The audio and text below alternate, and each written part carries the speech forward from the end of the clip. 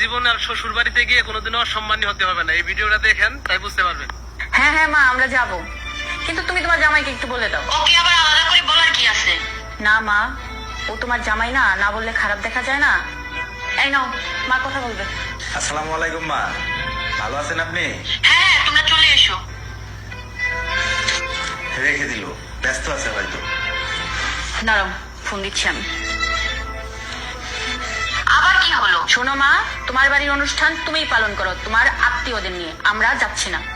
এমন করে কেন বলছো? হয়তো মা ব্যস্ত আছে। দেখেছিস তো, ও ঠিক বুঝেছে আমি ব্যস্ত আছি। তুই একটু বেশি বেশি করিস।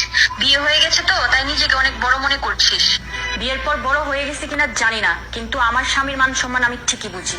যেখানে আমার স্বামীর সম্মান নেই সেখানে আমি খাবার গিলতে যাব না। শোনো মা, তুমি তোমার দুঃসম্পর্কের কোনো আত্মীয়দের দাওয়াত দিচ্ছ না, তুমি তোমার জামাইকে দাওয়াত দিচ্ছ। তুমি বাসায় এসে দাওয়াত তো দাওই নাই, তুমি ফোনে ভালোভাবে কথাও পর্যন্ত বলো নাই, কেমন আছে না আছে সেটা পর্যন্ত জিজ্ঞাসা করো নাই। যেই দিন তুমি তোমার জামাইকে সম্মান করতে পারবে সেই দিনে আমি তোমার বাসায় যাব, তাছাড়া তোমার বাসায় পাও রাখবো না আমি। তুমি শুধু শুধু মায়ের সাথে কেন রাগারাগি করতে গেলে? ইনকাম কম থাকলে, টাকা পয়সা না থাকলে ছেলেদের একটু একটু অপমান হতেই হয়। তুমি কেমন ইনকাম করো সেইটা ইম্পর্টেন্ট না, ইম্পর্টেন্ট হলো তুমি ওই বাড়ির জামাই। তোমাকে যদি প্রাপ্য সম্মান না দিতে পারে তাহলে কখন ওই বাসায় পা রাখবো না আমরা। টাকা না থাকলে ছেলেদের সম্মান থাকে না, কিন্তু স্ত্রী যদি পাশে থেকে সাপোর্ট দেয় তাহলে যে কোনো পরিস্থিতিতে ছেলেরা মানসিকভাবে শান্তিতে থাকতে পারে।